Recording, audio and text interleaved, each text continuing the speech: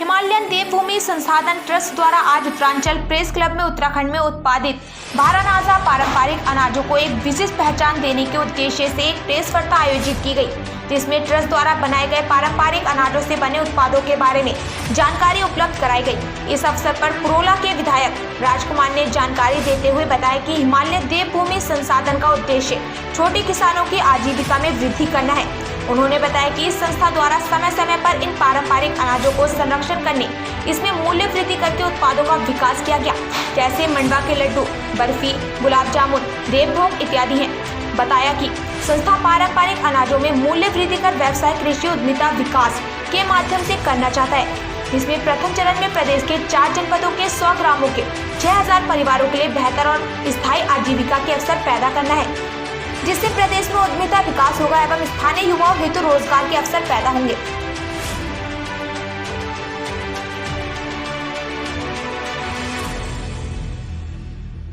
Sir, आज हिमालय देवभूमि संसाधन की ओर से आज ये प्रेस कॉन्फ्रेंस आयोजित की गई, क्या कुछ इसका उद्देश्य है? इसका ये जो हिमालय देवभूमि संसाधन चैरिटेबल ट्रस्ट है, इसके माध्यम से ये प्रेस कॉन्फ्रेंस जो यहाँ पे रखी गई है, इस संस्थान के द्वारा ये जो सारी चीज़ें ये जो हमारे उत्तराखंड में जो उत्पादित होती है, वो चाहे कोदर हो, झंगोरा हो और अपने जितने भी चीज़ें हमारी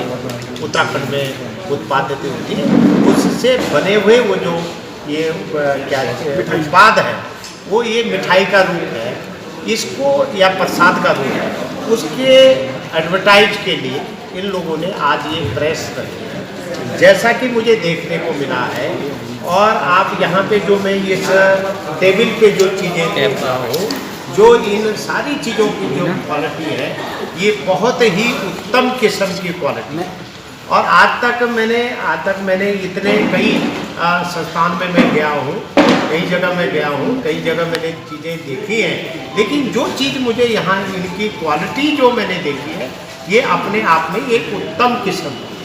मैं इस संस्थान के उज्जवल भविष्य की कामना करता हूँ और इनको आश्वस्त भी करता हूँ और हमेशा इनके साथ इस उत्पाद को पूरे उत्तराखंड में तो हम लोग इसका प्रचार करेंगे ही करेंगे, उत्तराखंड में इसको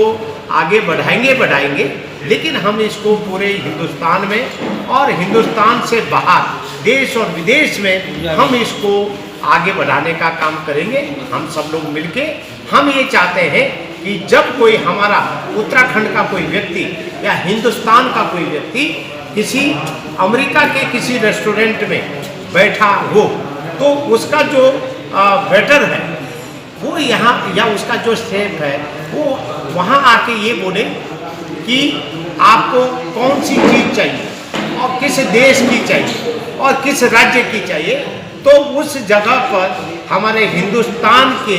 उत्तराखंड के हमारे चमोली, उत्तरकाशी, पिथौरागढ़ की जो हमारे उत्पादित जो चीज़ें हैं, उनके जो उत्पाद हैं वो वहाँ पे मिलने चाहिए। वो चाहे हमारी उत्तराखंड की चाय की पत्ती हो, वो चाहे हमारे उत्तराखंड का पौधे से बना हुआ हमारे लड्डू हो, या हमारे झंगोरा हो, या हमारी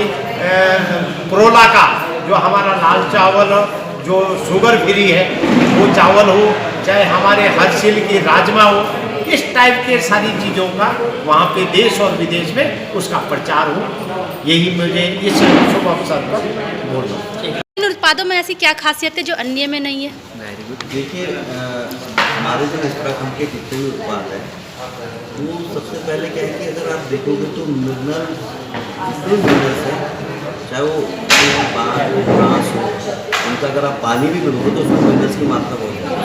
दूसरा क्या है कि जो जितने भी हमारे यहाँ उत्पाद होते हैं, उन उत्पादों के अंदर किसी प्रकार का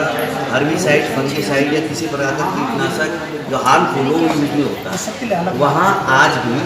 आप ये देखोगे गोबर की खाद का यूज होता है। तो अपने जितने भी उत्पाद हैं, उन उत्पादों के अंदर आप ये देखोगे विटामिन, मिनरल जो हमारे 5 फ्रूट ग्रुप हैं, जो हमारी बैलेंस डाइट में हमें चाहिए, जिसमें प्रोटीन हो गया, कार्बोहाइड्रेट हो गया, मिनरल्स हो गए, अमीनो एसिड्स हो गए, एसेंशियल अमीनो एसिड्स हो गए, ये जितने भी हैं, ये सब कहीं ना कहीं कहाँ मिलते हैं? जो नेचुरल से बनी हुई चीज़ें, अब नेचुरल की अगर हम लोग बात करते हैं तो आज की स्थिति का आपने देखा है, तराई क्षेत्र के हिसाब से अगर हम लोग पहाड़ी क्षेत्र में जाते हैं तो वहाँ आज भी नेचुरल चीज़ें यूज़ होती हैं। और अब जैसे कि हमारी जो सरकार है और जो हम लोग जैविक खेती के ऊपर हम लोग कार्य कर रही है हमारी सरकार, उत्तराखंड सरकार या केंद्र सरकार, वो भी प्रोत्साहन कर रही है उन छोटे काश्तकारों को। किसी पर 1 नाली ज़मीन है, किसी पर 2 नाली ज़मीन है, तो कहीं ना कहीं उनका उत्पादन वही हो और उनके उत्पादन होने के उपरांत उनके द्वारा जो रॉ मटेरियल वहाँ तैयार होता है उसका मैन्युफैक्चरिंग भी वही होगी। और जैसे कि हमारे विधायक भी हम लोगों ने बता ही रहे थे कि भाई कहीं ना कहीं इसके अंतर्गत आपने ये देखा होगा कि जो भी उत्पाद उत्तराखंड के अंदर होंगे तो वो हमारा कहीं ना कहीं पहचान है। जैसे कि अगर हम लोग आगरा के पेठे की बात करते हैं या मोतीचूर के लड्डू की बात करते हैं या हम लोग किसी न किसी राज्य को कहीं ना कहीं से जोड़ते हैं, तो वैसे हमारे ओदे झंगोरे से बनी हुई जो चीज़ें हैं उनका कहीं ना कहीं अंतर्राष्ट्रीय मार्केट में नाम है। तो उसमें हमारी सरकार भी इसके लिए संवेदनशील है, निरंतर कार्य कर रही है। हमारे विधायक जी भी इसके लिए संवेदनशील है। हमारे जो